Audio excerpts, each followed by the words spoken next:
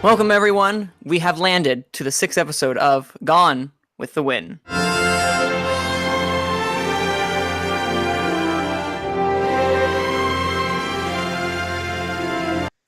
Hey, guys. Again, welcome to the 6th episode of the show. Apologies for being absent last week. That's all on me for being an incoherent mess trying to just kind of balance my life together with the podcast. Still trying to figure that out. But this week, we managed to get you something, and we're going to be talking specifically about, you guessed it, as the title would say, reviews of First Man, Bad Times at El Royale, the Gotham nominations, and a little bit discussing about, just about Best Director in general for this category. But I'm not alone this time. We have our returning panelist, as always, Abe. Hi, I'm happy to be here. Oh, I'm glad to hear. Happy to have you, Abe. You're slowly becoming one of my favorite Take 3 members. Favorite. Wait, what? Wait. Okay. We also have someone who might as well just be a regular panelist at this point with the 3 weeks he's been on to help us out. Ryan, or should I say Brian? What?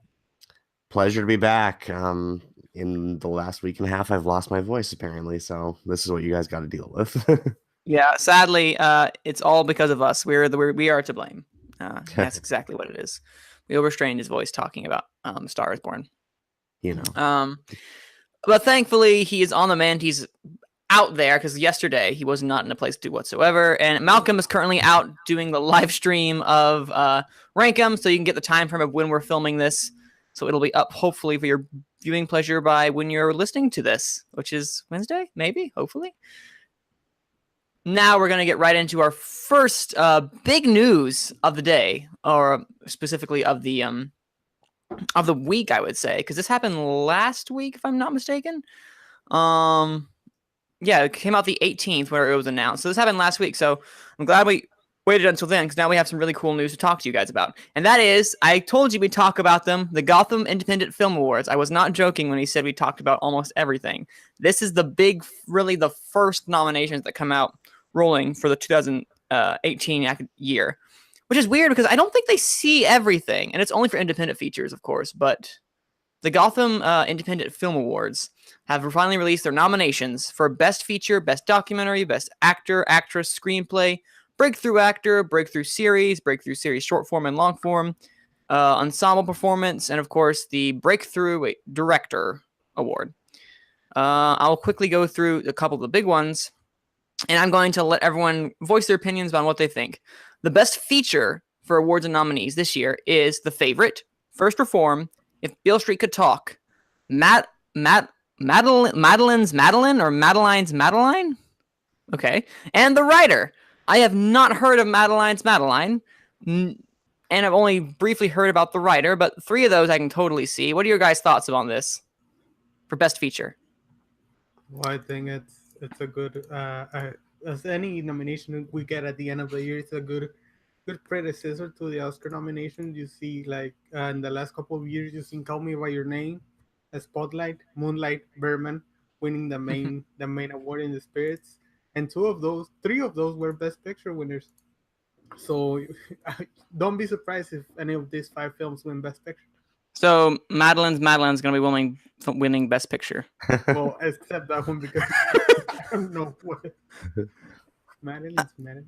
Yeah, I'm just looking at that. I'm like, so apparently it's only 3 people on the cast. Okay, huh? And it came out in August.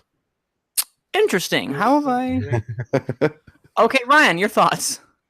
It's an interesting bunch, to be sure. I've only seen one of them, which is First Reformed. I'm interested, obviously, in If Beale Street Could Talk. Absolutely.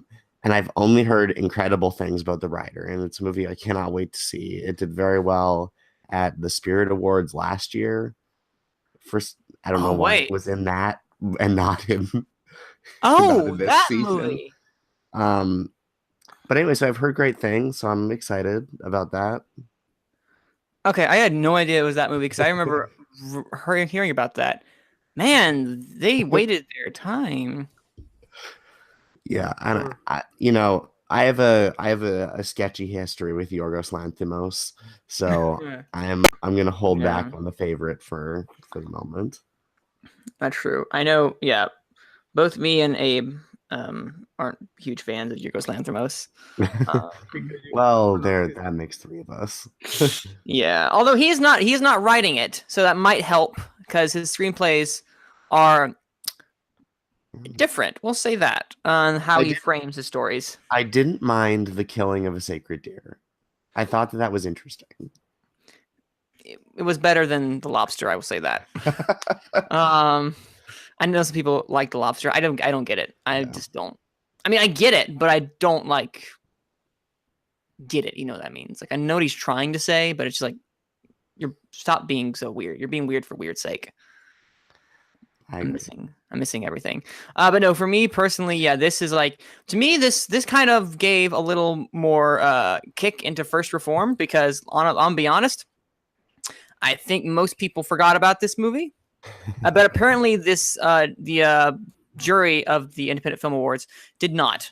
So that's going to give it a little kick that it needs to move forward. But also, we look at Won't You Be My Neighbor? Best Documentary got a nomination for there. Ryan and I were talking. Of course, it's deserves it. Absolutely. What was its? I'm surprised. What was his budget? Won't You Be My Neighbor? Yeah, I'm trying to find it out because it can't be that much. It's all archival footage. No, that is true. Because I guess it was just so big that I was thinking, oh, it must have been a lot bigger. But I guess the movie just became a big hit because it was captured the cultural zeitgeist for a little bit. But we also have some.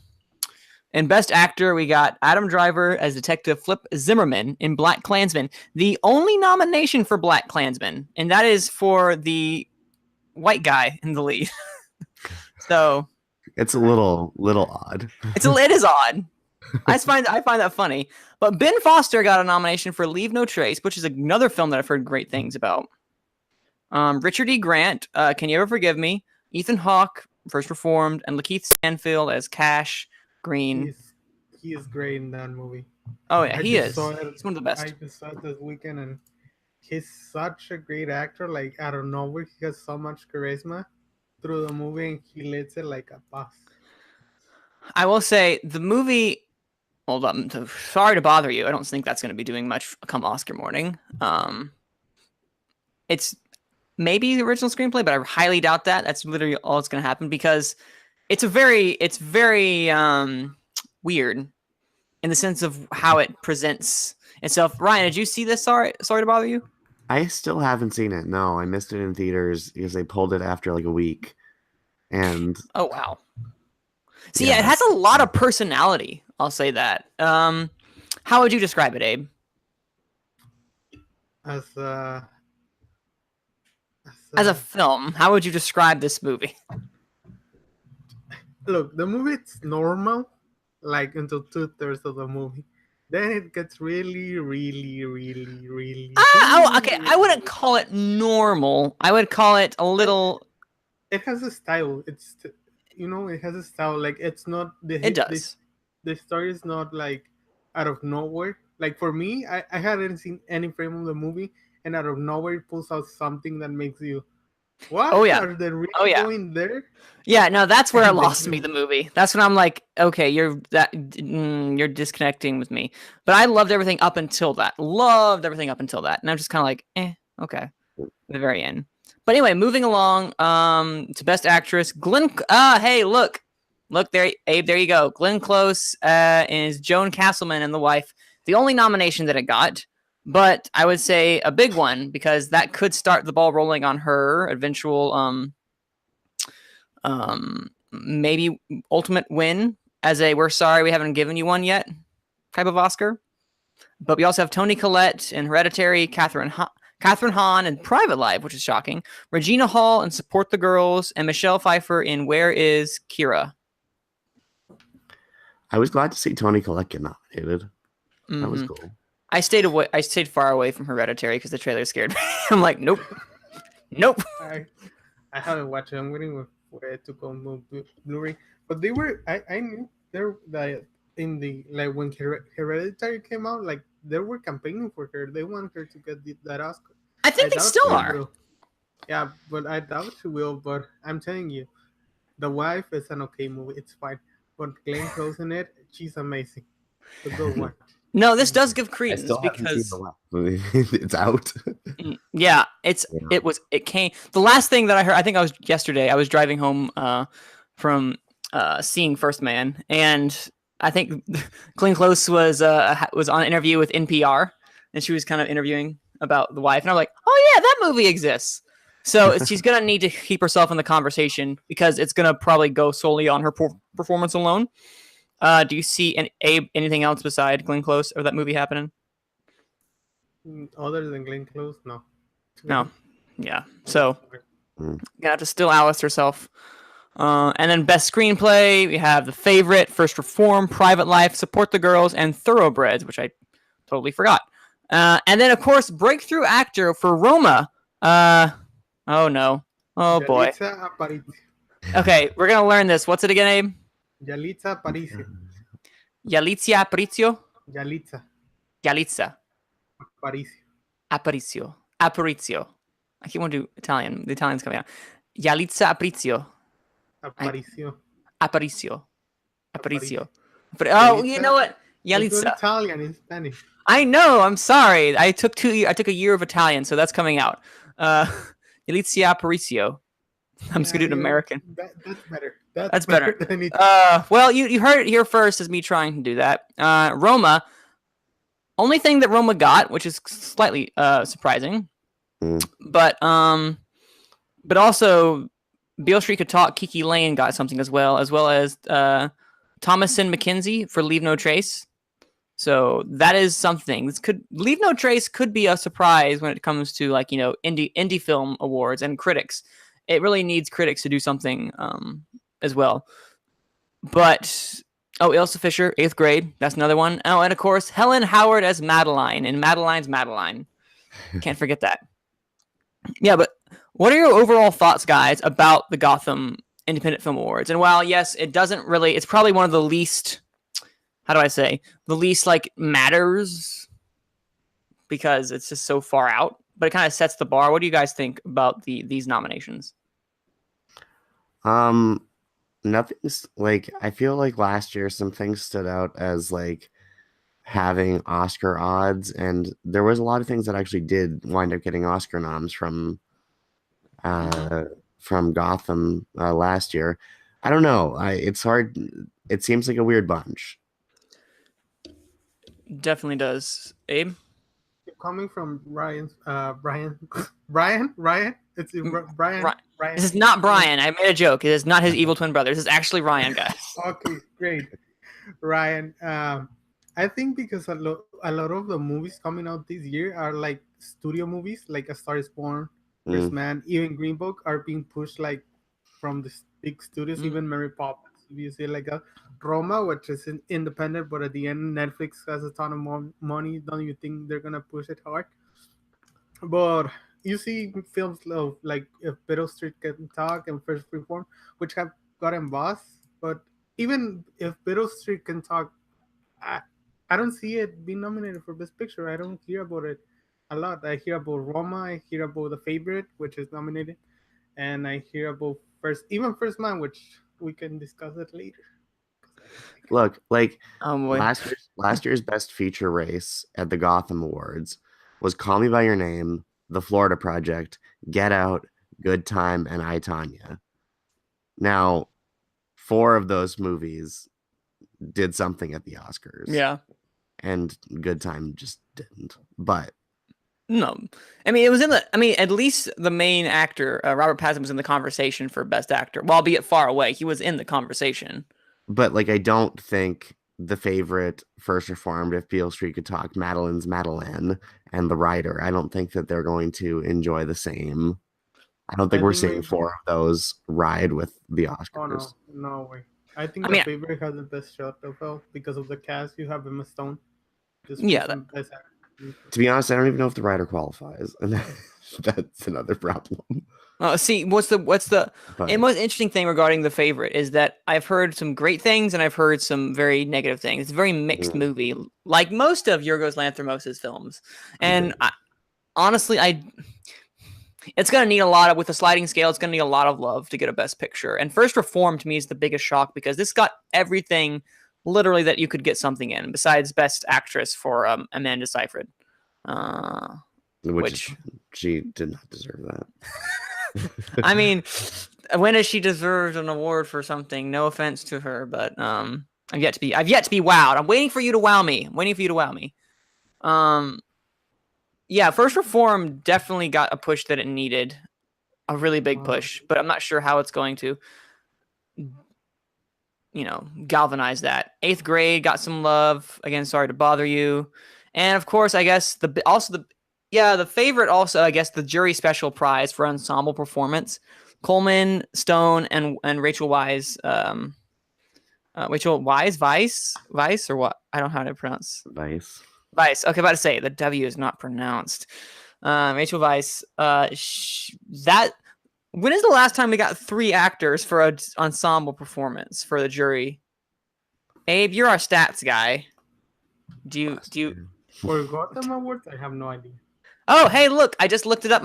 I found it. It's Foxcatcher, which was 2014. Steve Carell, Mark Ruffalo, Channing Tatum. That was it. So it's not. They have to really love your movie, and apparently they really did love that movie, just enough to give it. But yeah, that is the Gotham Awards. I mean, also the Willem Dafoe tribute. Is this them saying, "Hey, we didn't see At Eternity's Gate in time, or we didn't love it enough, but we want to honor you because you're so amazing"? Do we honestly think that movie is going to do anything at this point? Not really. Like, I thought this was the year for Willem, but it doesn't seem like with Bradley Cooper in the race, with Ryan Gosling in the race, with the best actor, with Viggo Mortensen. The best actor race is stacked this year, so yeah. I don't think William Dafoe was getting. That was the best shot for the movies.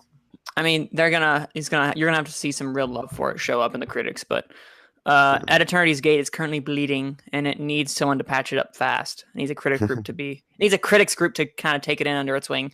But so far, that's the Gotham Independent, the 24th annual, the 28th annual, Gotham Independent Film Awards that came out this last week. The nominations, and I believe also they're not going to. When are they announcing? They are announcing November 26th. November 26th. There we go. Held on November 26th. So we'll keep you guys updated when they announce. And now with the Oscar schedule being all shifted around, it may or may not do something to sway some voters' minds. We will see. But from that, we're also going to move straight on into a nice quick review, since Ryan has not seen it yet, of Bad Times at the El Royale before we move into our main discussion of First Man. So I will quickly say my thoughts about it.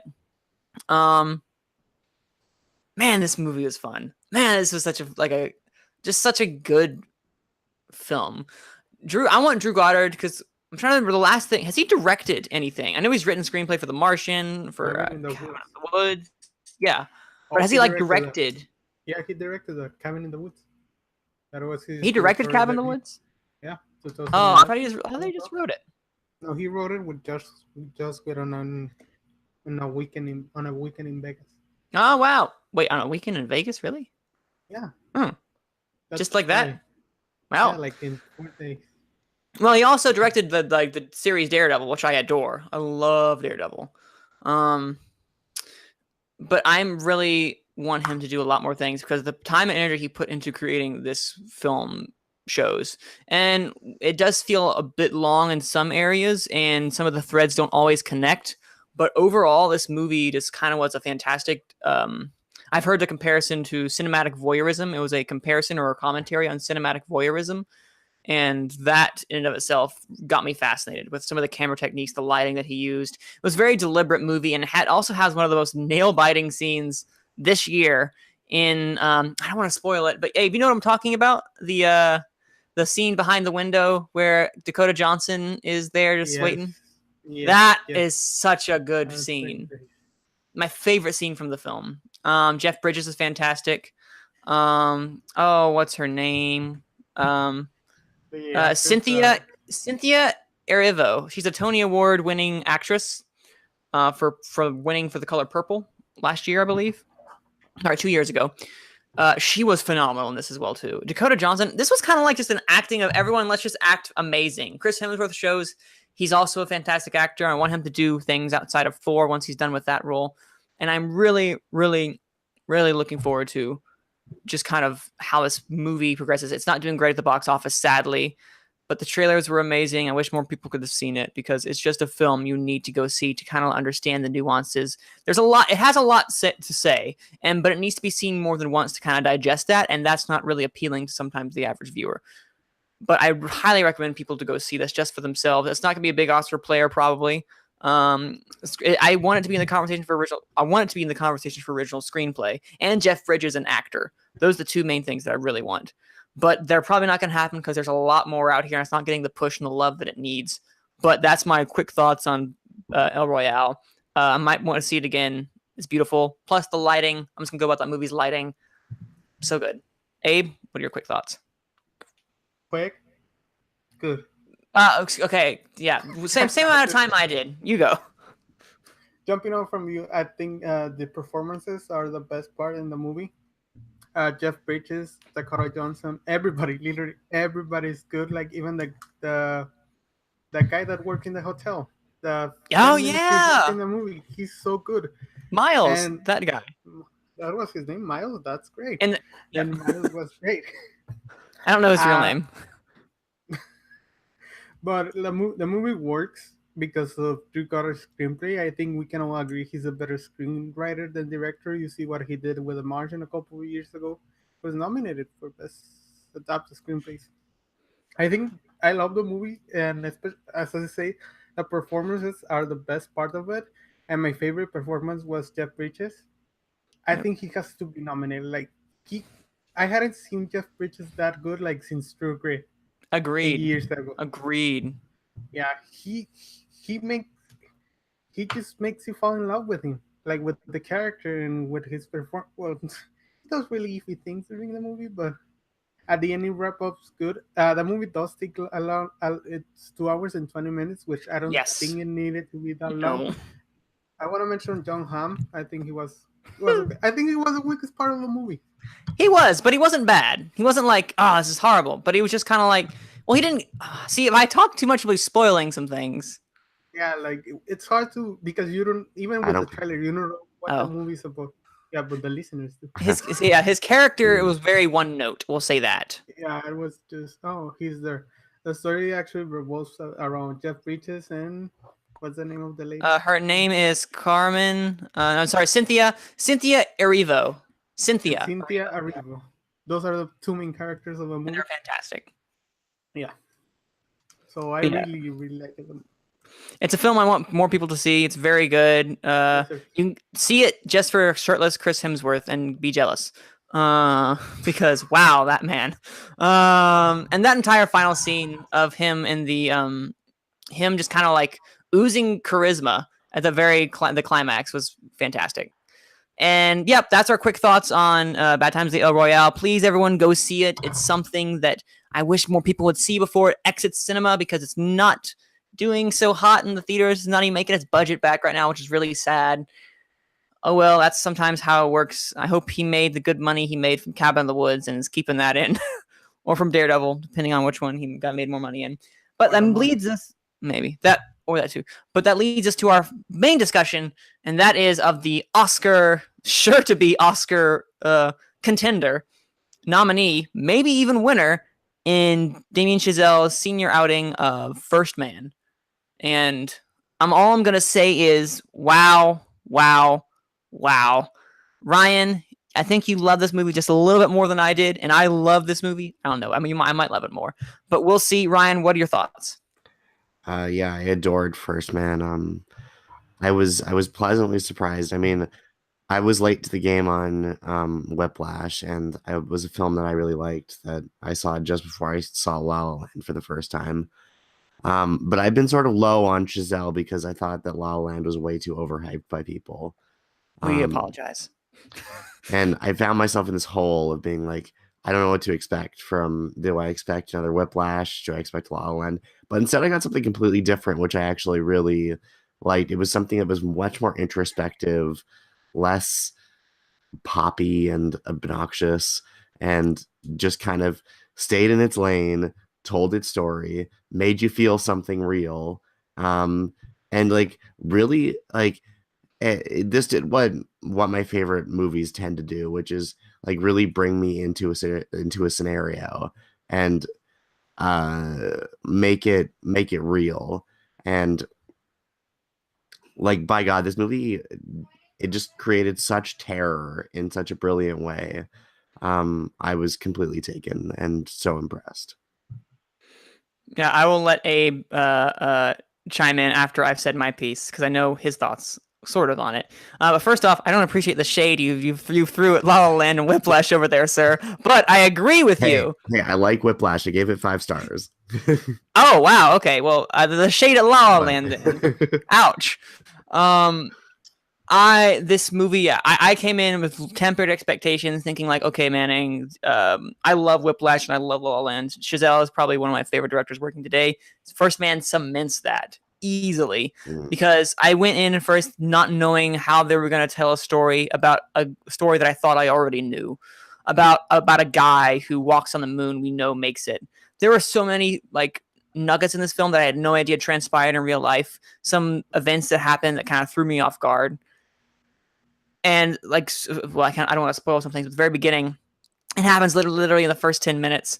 Something happens. He loses a family member, Ryan Gosling, and Neil Armstrong in this movie, and that hits you hard. You're right off the gate. You get to know his character. It becomes a story not about the idea of just space exploration, but a story about Neil Armstrong and his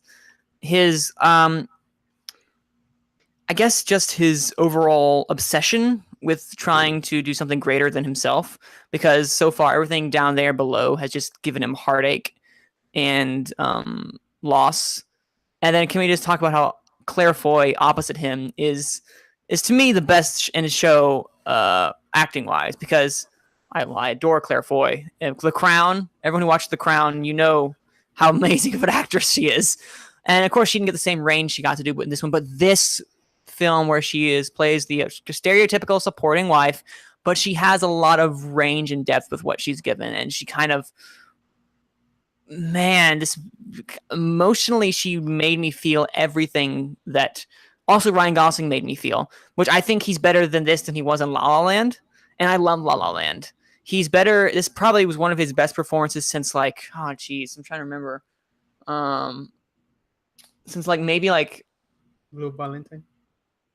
I've not seen Blue Valentine, actually. I'm trying to think. The last one I saw, Half Nelson, it's too far away for me to like say it was better than that one, because there's some other ones in between I'm sure he was fantastic in. But this is probably one of his best performances. Damien Chazelle commands the camera. Holy cow. Sometimes they got a little too handheld and shaky for my taste. Sometimes I'm like, okay, this is kind of, let's stop it with that. But other than that, which was a little critique I had regarding the all the critiques that I had revolved around the cinematic technical side, which is more about just how they decide shakiness. And I'm not talking about the shaky camera when they were in space, which is warranted, but when they were even on Earth, which I guess kind of reflects the idea of his mental state of seeing things shaky. It just didn't translate well to sometimes confuse the viewer, just maybe a little lightheaded and dizzy, which I guess is understandable in the long run. Now that I'm thinking out loud, it makes sense why he did that, but I didn't care for it. But it's just an overall brilliantly made film. It literally is a story about hope, about being able to reach to the stars. And that's something, who knew a story about the space exploration program could bring me to tears. I was not expecting to cry, was not ready to cry. I cried. So that is currently 2 out of 3 films I've seen of Chazelle that have made me cry. I'm ready for the 4th one. And now I unleash Abe. Abe, why'd you hate this movie? I don't hate it. I didn't never say. No, you said you hated it. You told me. You told me directly. Oh, okay. No, you did. I was bored by this movie, to be honest. I don't know why. I want to watch it again just to see if I'm wrong, because I want to be wrong. I love them in Chazelle's work, but to be honest, I was bored through the movie. I found one character interesting, which was Claire Foy. I think she, as you said, it was amazing. And the thing I like about the movie is the themes it touches. Like Manning says, the movie's about hope. I think the movie is more about death and sacrifice, and how you have to move on from those from death and to achieve certain that do not leave death affect you to achieve your goals. That's for me what the movie is, because because you see like through a movie, like this is real life. Astronauts die throughout, and also you see the beginning death in the movie, and that's what I grabbed from the movie. And in the technical aspects, I think the movie is flawless in that point. I don't agree with Manny. I think the shaky cam works because of the same reason you said. I was thinking about that. Why is he shaking the camera so much, or like handheld? And it makes sense because even though Ryan Gosling is really subtle through the movie, he definitely has portrays emotions, and he's so charismatic that it's hard to see him like that, being so subtle. But there's a scene at the end of the movie where he confronts his children because Claire Foy asked him, and that's where, and that bothered me because that's where the movie grabbed me. Like the last 30 minutes of the movie were the best part of the movie for me, which is from that scene because that actually felt important. Like you feel the connection with him and his sons and his wife, and you don't feel that through the movie. You don't care about the characters. The only person that goes through something is Claire Foy, in my opinion. Ryan Gosling is just it's just like sleepwalking through the movies most of the time. I very much agree with the fact that he's sleepwalking. The character of Neil Armstrong, apparently in real life, he wasn't a very talkative guy. He was a very subdued human being, from what I was gathering. That's what the research that he did. He wasn't the Buzz Aldrin that Corey Stoll played, which I thought he was in a movie. I thought he was good. He was good, but I wanted more. I wanted more as Buzz Aldrin. But I don't disagree with you in the sense that it sometimes felt lifeless. I think that was the point in some areas because it's a movie about a man who feels lost in some areas. So I don't disagree, and it sometimes can. I don't want to say drag. It's not like a rushing, dragging type of thing, as Fletcher would say from Whiplash. It's more of a Ryan. Can you help me out here? Well, I don't necessarily think so because I kind of disagree about. See, everything. Well, no, just people are more like Ryan Gosling is in this movie than they are like a lot of other movie characters are. And the thing that drew me in so much to this movie was its sense of realism and how I could understand what Ryan Gosling's Neil Armstrong was going through and dealing with and thinking about, and why it was sort of amazing the sort of tasks and feats that humanity was going through this character's eyes. And I thought that brought so much life to the movie that is absent in movies that have a lot more vivaciousness to them, because it's not about vivaciousness, it's about realism and humanism. And you like I persistently felt Ryan Gosling's emotion in this movie and what his underlying thought process was, even though he didn't need to do a sort of song and dance number to bring it out. Although he did apparently play the piano and was a music teacher, so they had to get something, that in. I mean, even though probably, of course, it had to be about an obsessed genius again, which Chazelle has a motif. You know what? We'll give it to him if he can give us films like this every then. Look, but yeah, I'm not going to complain. I think that this movie is slow, but it's deliberate in its slow pace.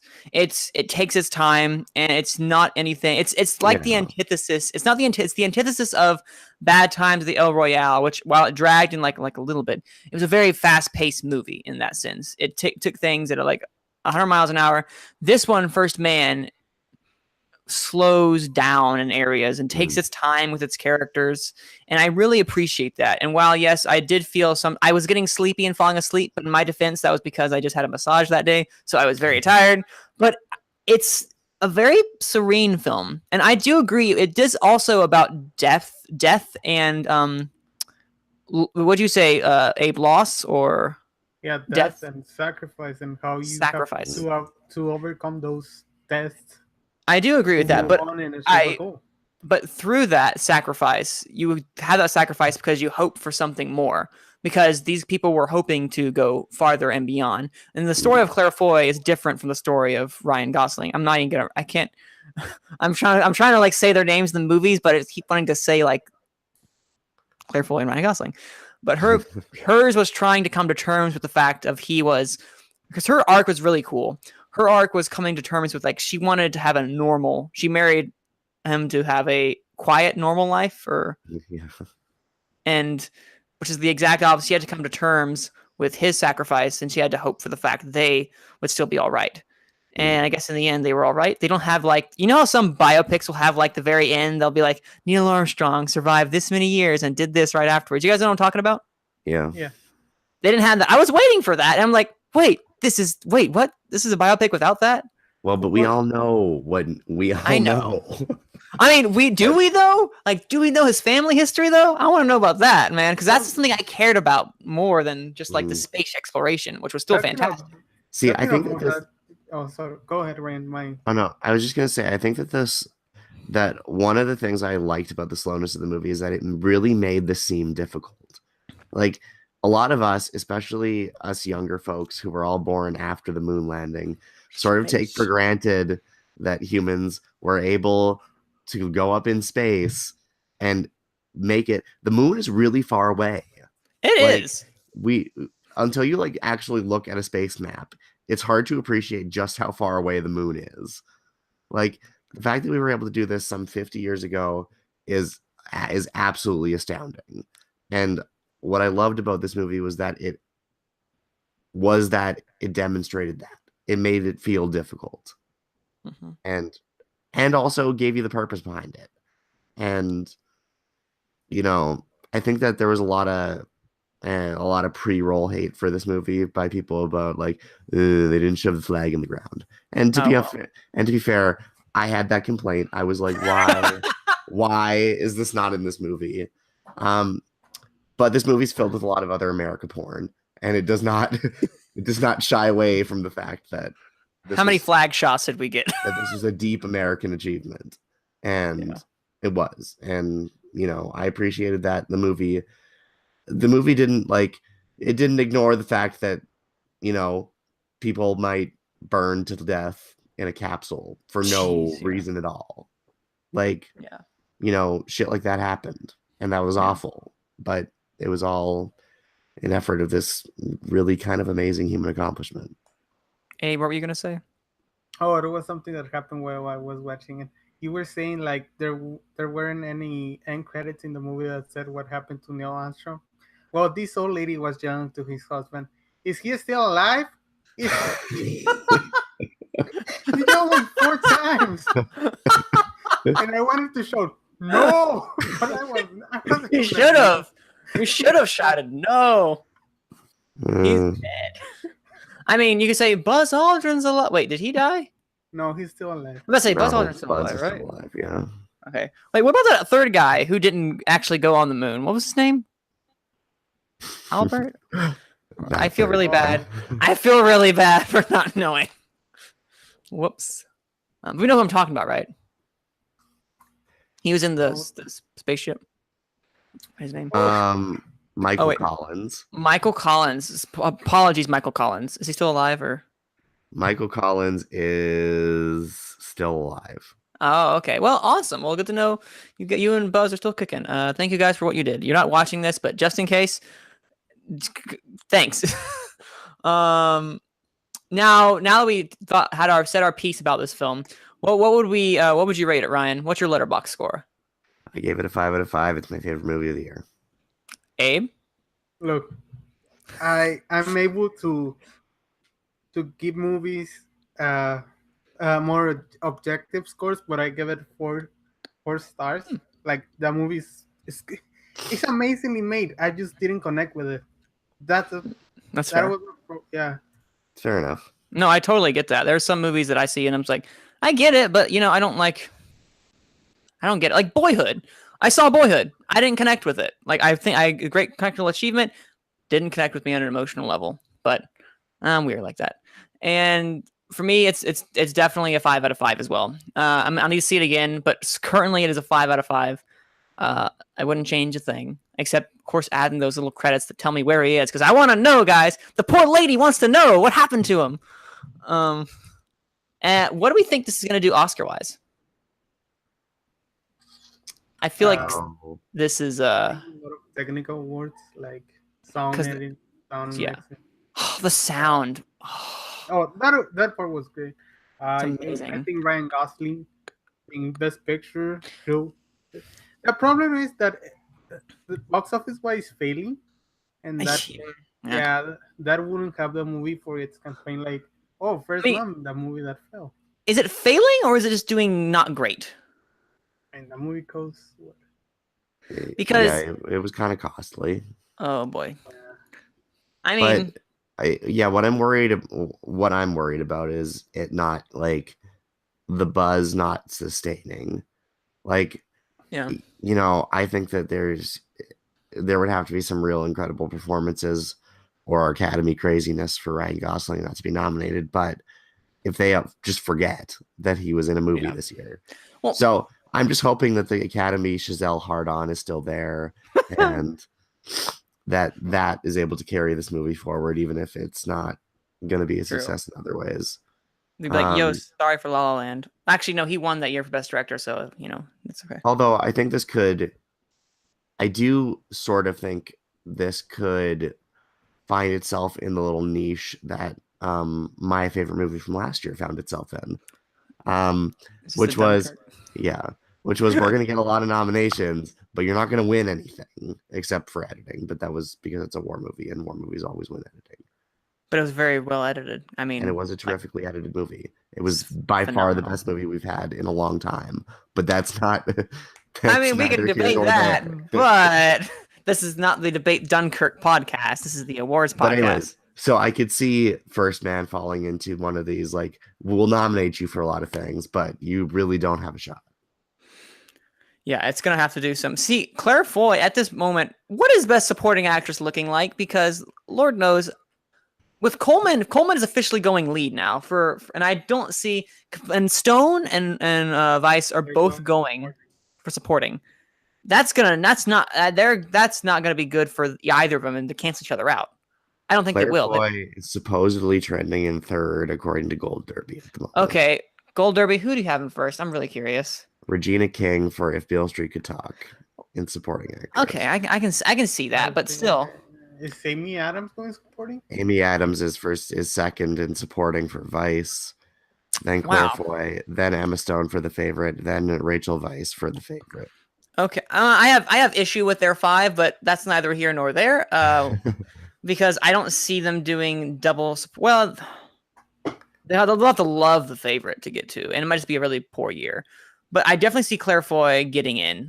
And possibly winning, depending on how If Beale Street Could Talk. And I don't see Amy Adams winning this year because sitting just outside the top 5, if you're curious, are Nicole Kidman for Boy Erased and Margot Robbie for Mary, Queen of the Scots.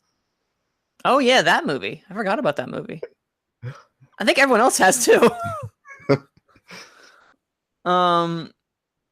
Okay, so yeah, definitely sound, score. That score. Okay, did the same. Okay, what was his name? Justin Hurwitz. Thank you. I want to say Linus Sandgren, even though I know he's a cinematographer. Yeah. The score is not as good as La La Land, but still at a phenomenal score. That's true.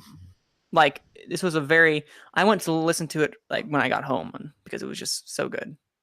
I see that happening. Editing is definitely going to happen. Cinematography. This definitely seems like a very good below the line. Yeah. Screenplay. I don't think screenplay. If it doesn't get screenplay, I think even though I think he's chances to win in Best Picture. It's adapted, right? So.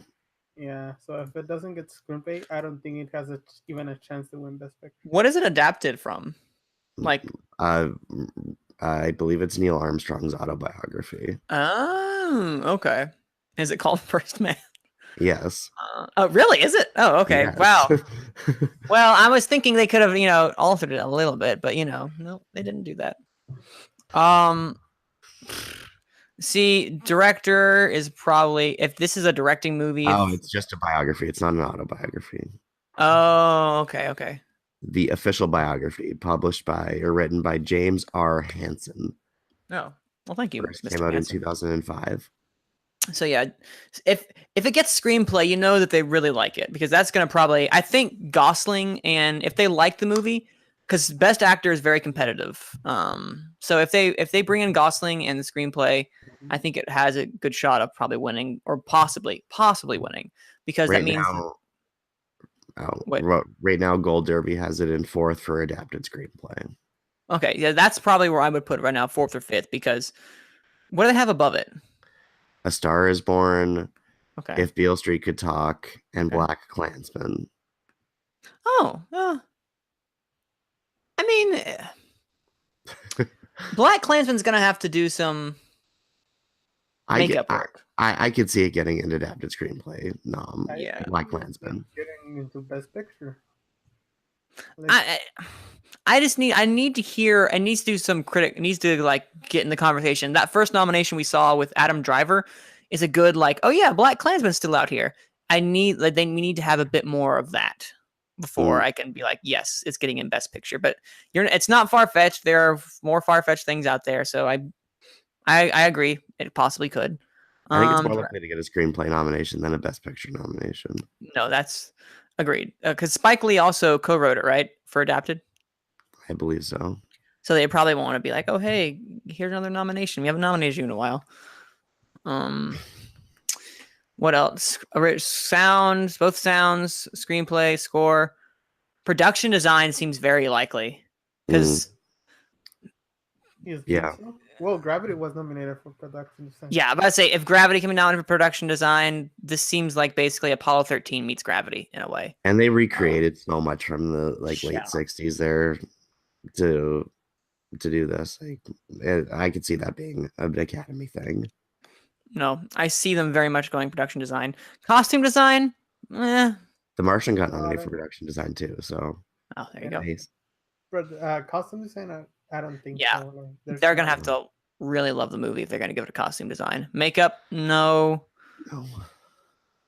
No, I think that might be all the big ones besides like supporting actress and lead actor. The only acting categories I could see getting in. Supporting actor is not happening for anybody. So it can get like, what, 9, 8 nominations? Best Picture, Best Director. I'm counting on my fingers now for those who can't see. So Best Director, Actor, Screenplay, Actress, Production Design, Score, both sounds. 9. And Cinematography. 10 nominations. It's gonna be just like Dunkirk. Yeah, but Dunkirk didn't get any acting nominations. Wait, did I say editing? Yeah, you said editing. Okay, wait, hold on. Picture, Director, Actor, Actress, both sounds, Cinematography, Production Design, Screenplay, editing. Yeah, you're right. That's 10. So I can see it getting, wow, only 10. Oh, visual effects. Was there a lot of visual? Yes.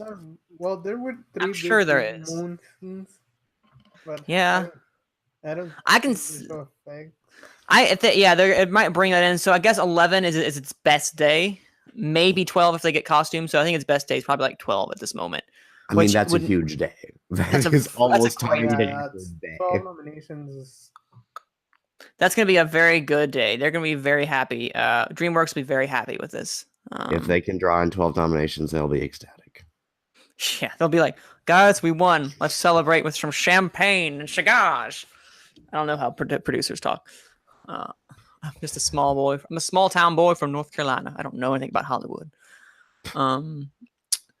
I think, okay, so overall thoughts for First Man are, we think it's going to do, it's excellent, and Abe thinks it's terrible. I don't think it's terrible. No, you think it's terrible. You might as well say you think it's terrible. I'm gonna watch it again, and I'm gonna do a solo review. Like, rewatch. All right, you do a solo review. I will watch it, and I will comment. You hated it. All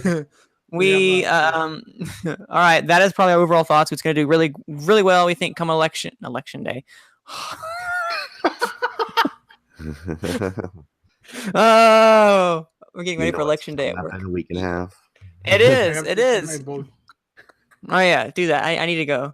All right, hey guys, go register to vote. If you're in America, register to vote. Election day is coming up. There you go. But you know only what? if you're informed. Only if you're yes. Only If if you're you're an not important. informed, don't vote. There you go. You don't. Where was I going with this?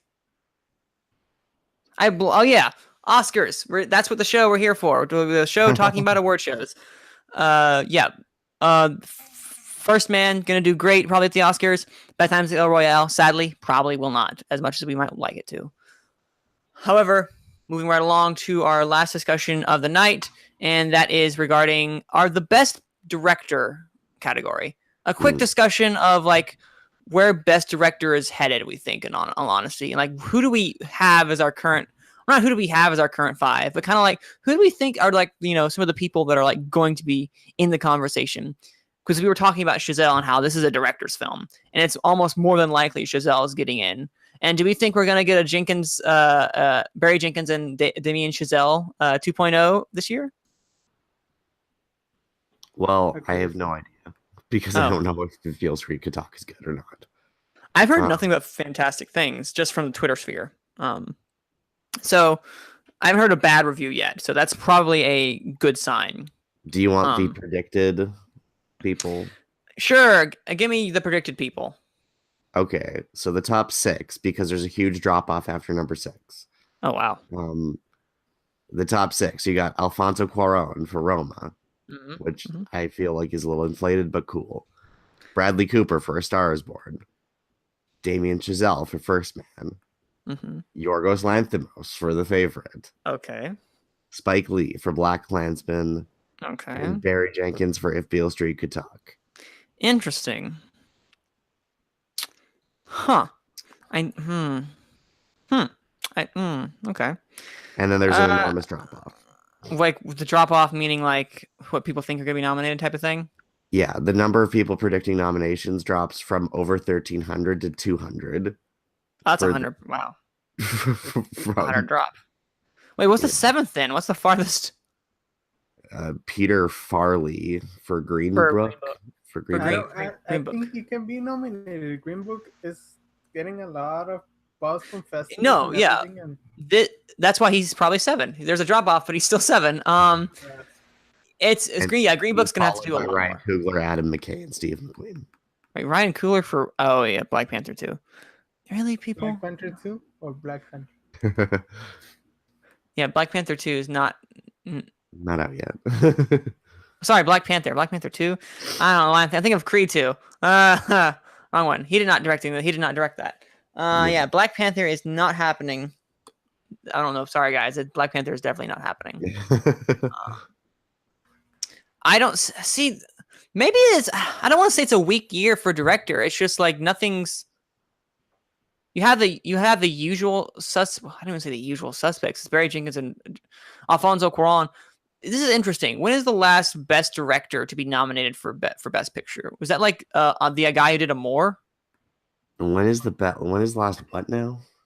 When is the last director who directed a foreign language film for best picture or best director? Yeah, that guy from Amour. And Michael Haneke. Yeah, Michael Haneke. Haneke, there you go. And that was sorry. No, I was just saying that Amour won foreign language film that year, so you can almost bet your bottom dollar. So the reason why I say I think Alfonso Cuarón, like they have him leading the pack right now, and I still do not trust Netflix to get an Oscar film to the top of the pack. Like, no, I mean, I see it getting like more nominations. Like Mudbound got a nomination last year. Yes, exciting. got 4. But I don't think it's gonna translate to. Yeah, although I've only heard amazing things about Roma, so maybe it will, and maybe this is the breakthrough for Netflix where they can be like, "Huzzah! Look at us." See, but the weirdest part is this is a foreign language film, and if a foreign language film is gonna break the Netflix barrier, that's 2 barriers it's gonna break right then. Because because it's a foreign language film. When's the last foreign? Well, there's was The Artist? I've never seen The Artist. No, The Artist is silent, but it has only. It was mostly silent. Mostly Yeah, silent. It had there's 2 no lines. movie to ever win Best Picture that's foreign language. Wait, is The Last Emperor a foreign language or no? I don't No, remember. I haven't Spanish, seen the movie in a long time. I have not international. seen it. That's why I'm asking. I'm pretty sure it was in English. Okay. I think Cuarón has the best shot because he literally does everything for Roma. He's a writer. He's a cinematographer. He's the He's the editor. editor, director. He's the director. He is the producer. He's everything for Roma, and that's why you give it to. That makes sense giving Yeah, it the to him. last Emperor was in English. Sorry. Okay. All right. Just curious. Go ahead, Ed. Abe. Oh yeah, Sorry. it makes sense giving it to him because everything he does for the film. No, I totally. I'm just like, I'm curious to see if the Academy would give an Oscar for foreign language film for Best Director, He's because probably gonna get 5 nominations that night. no, probably. We're talking about Bradley Cooper getting like 5 nominations that night. Cuarón could do it for as well for Roma, Mm. depending on the Netflix barrier, because that's still a very real thing, as Ryan was saying. Look, he's liked. I mean, I'm not. No. Yeah. Cuarón has a good shot, and like I'm not. I like Cuarón a lot. He's one of my favorite working directors. Mhm. Like Agreed. I'm not hitting on him. I just like Hitting on Netflix is what it is. I'm worried about Netflix. Yeah.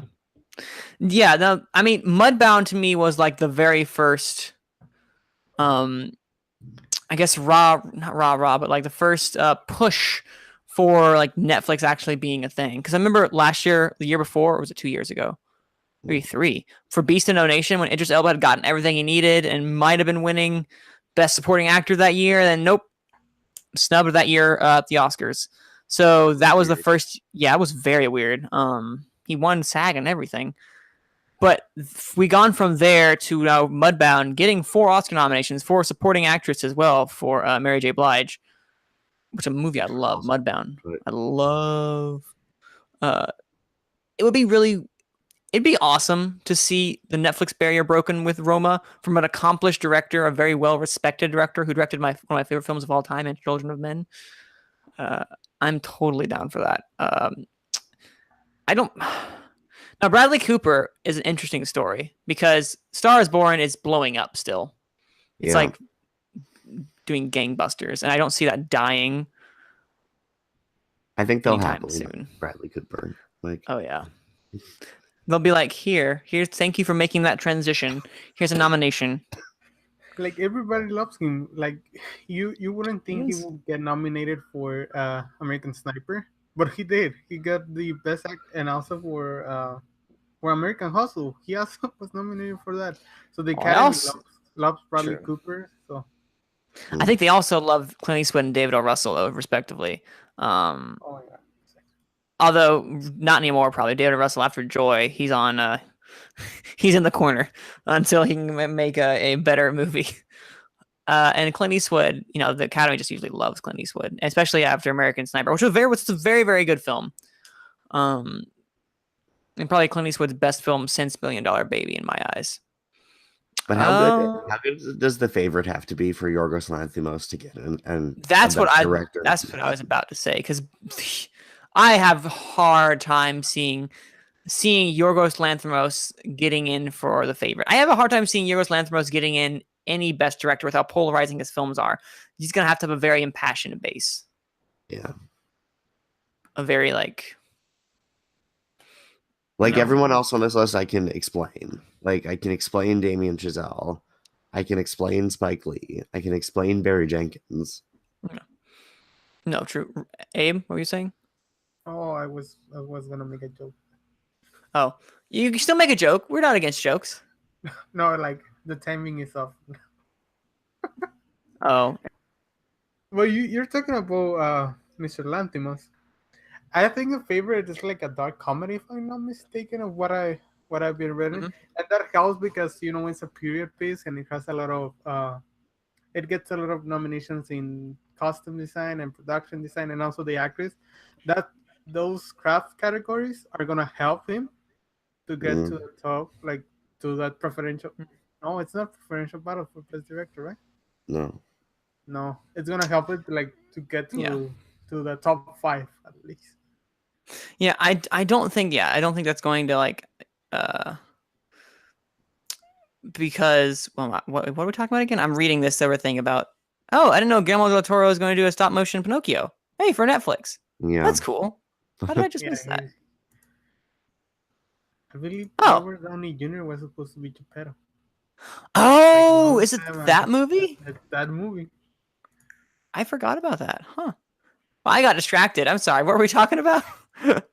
We're talking about how Cuarón is gonna get the best director nomination, like the win, no question, because of Yeah. Roma. Oh, yeah. So, yeah, I don't see. Right now, I'm looking at director right now.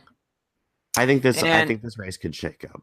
If this race could shake up easily, and people like them. Like, if Can You Ever Forgive Me or Widows or Vice come out and they're like huge.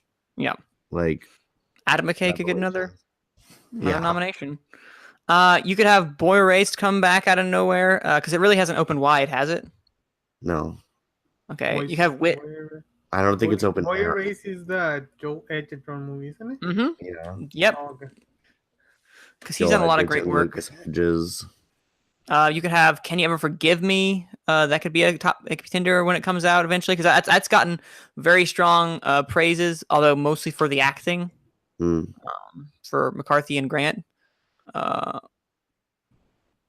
director is doing a movie about Mr. Rogers that comes out next year with Tom Hanks. Remember the picture? Oh, yeah, I saw that picture. Yeah, I still saw Tom Hanks. Which is sad. I'm looking at you. I'm seeing Tom Hanks. But oh well, it'll be good. I'm trying to think. Is there any other like movie? Beautiful Boy, I feel like is dead in the water. It's only chances. Yeah. It's like I think Timothée Chalamet like best. I've kind of heard it's not like as good. Okay, really? People wanted it to be. Mm-hmm. And we still don't know much about Stan and Ollie. Although it looks to be more of an acting thing, but I've heard gotten good stuff out. Yeah, it's a very top heavy year. It looks like as you say, the usual suspects. The people that you expect to be nominated are gonna be. Any surprise is gonna be Mr. Director of The Favorite, that I forgot his name, and the director of Green Book. Yeah, Those are the two that can find that. I don't. What Spike Lee can. I think Spike Lee has a shot to get nominated for BlacKkKlansman if BlacKkKlansman gets nominations in screenplay and editing. If there's any movie that came out earlier this year, BlacKkKlansman's the one to break through, I think. I don't see any buzz on Black Panther. Like, people were talking about it, but like there's no way it gets there. It's not. And also I don't think it deserves it. Yeah, I cannot see that happening.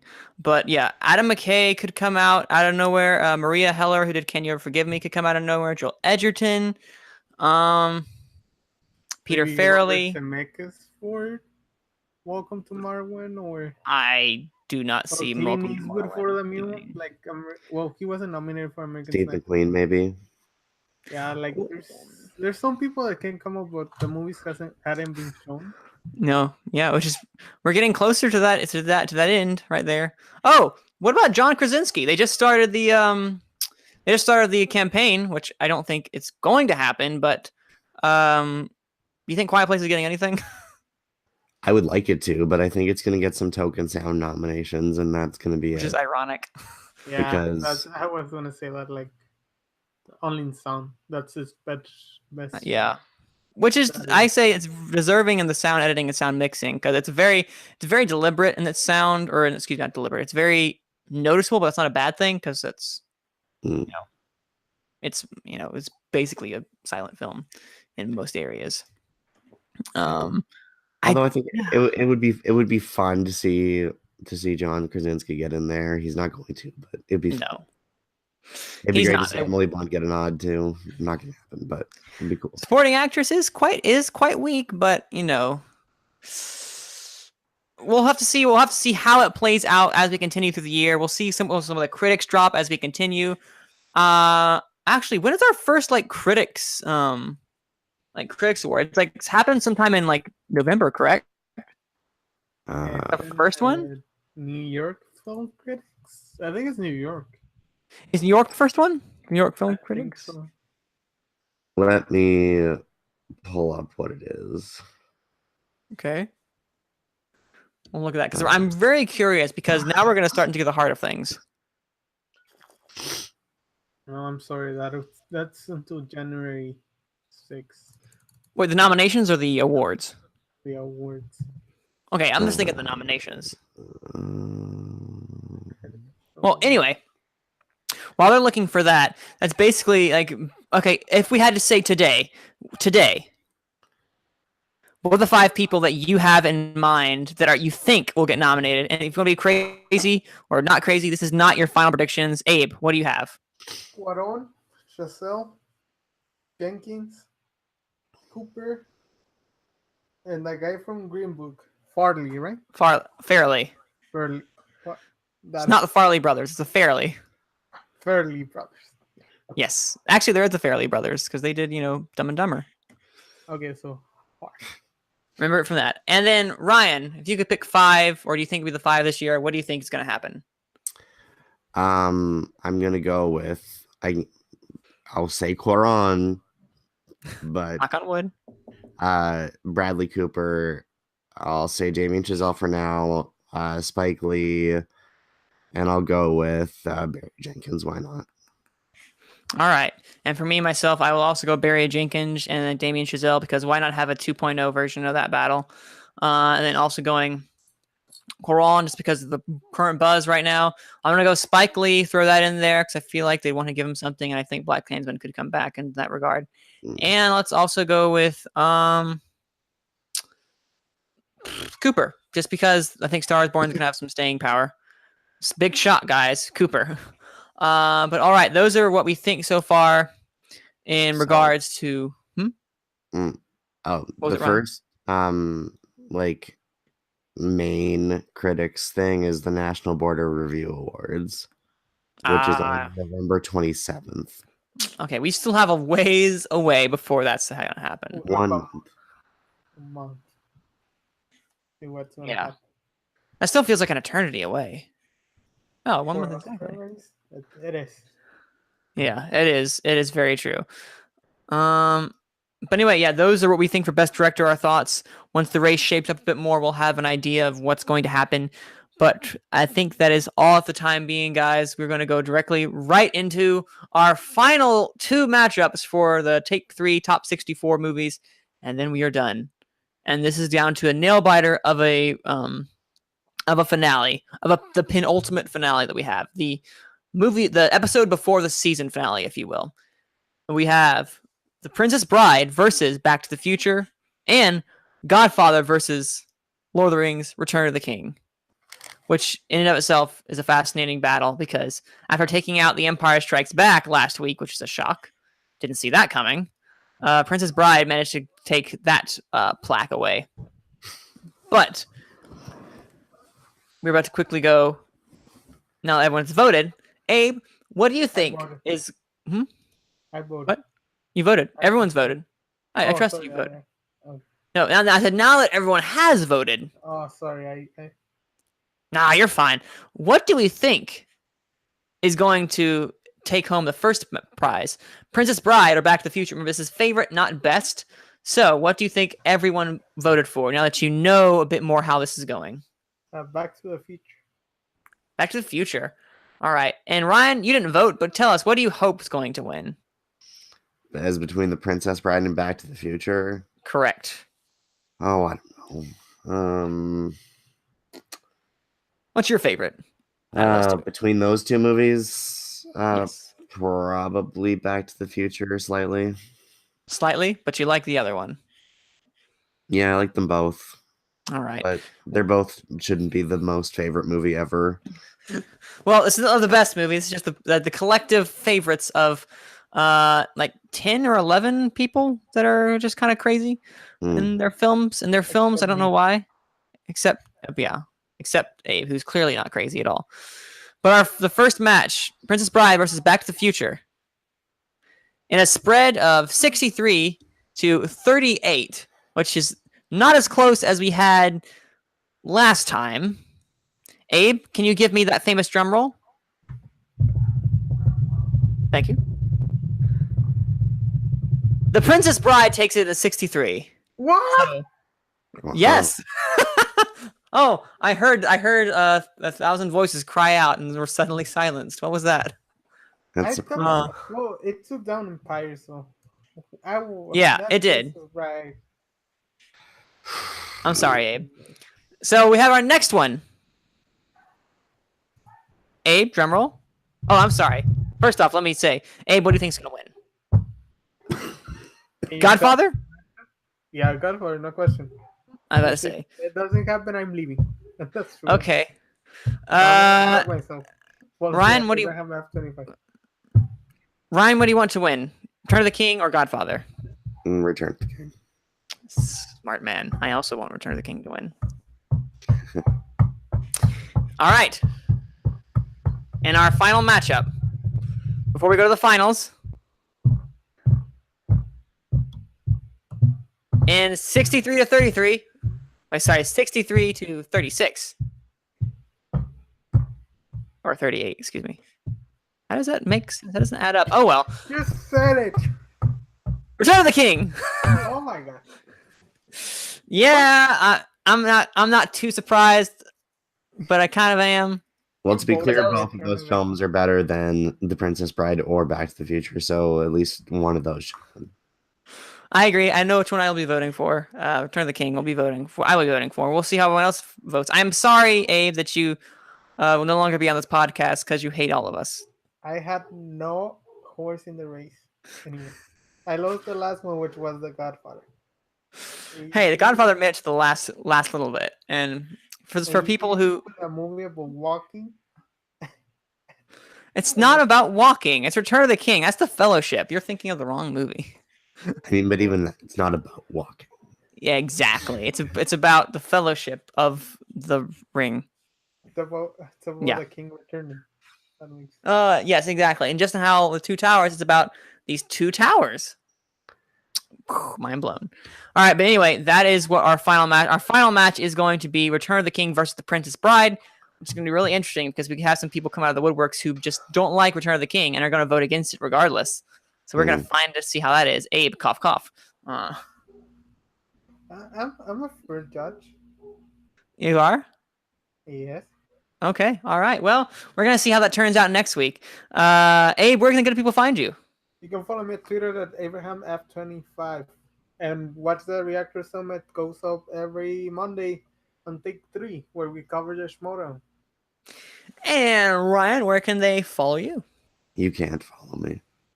Oh, well, you now know that it follows. It does not follow Ryan. We know this now. I'm sorry. Excuse me, Brian, where can they follow you? I'm totally kidding. You can find me on Facebook or wherever. I wanna post your letterbox on the Take 3. Yeah, my letterbox is RMcKenna19. There you go. Read those letterboxes, guys. He's very articulate in the way that he presents things. Very good in that regard. So is Abe, though. Abe's also articulate. I'm not that. Well, okay. Well, we got some pretty articulate guys on here. We'll say that. Read my single movie review for 2018. Wait, only what? Yes. I thought you had at least like 3. I reviewed. Black Klansman? Yes, Black Klansman. That is the one that I reviewed. Oh. Well, I have the intention to review the rest of my top 20, but I haven't done it yet. Eventually. Isn't life works out that way where it's very hard to find time to do stuff like that. So we appreciate you coming on here. Your valuable time now that we're down a man and Malcolm, but we will go back to the regular schedule, hopefully. At this point, I'm just going to let Ryan be a regular special guest with how insightful he is in those things. And Abe can come too. I can't get rid of him. He's stuck here. Even if he wants to leave, he can't leave. It's sad. Contract and there's no. He can't get out now. He's stuck. He had volunteered when we first did this, guys. He was like, "I'll gladly do it." Now he can't get out. Yeah.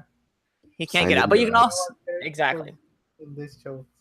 But you can now follow me on Twitter at Cine_man. That's CINE_MANN, as well as various Take 3 things, where I was recently on a Take 3 reaction, which will come up tomorrow, I'm assuming, tonight. The day it comes out. Okay, well, whenever it comes out, the reaction should be up tomorrow. So by the time you're listening to this, it'll also might be up. We will see. So you'll see me on there for the first time, but also in various Take 3 things. Again, this is Manning. Thank you guys for coming out to Gone with the Wind, and we will see you guys a little later.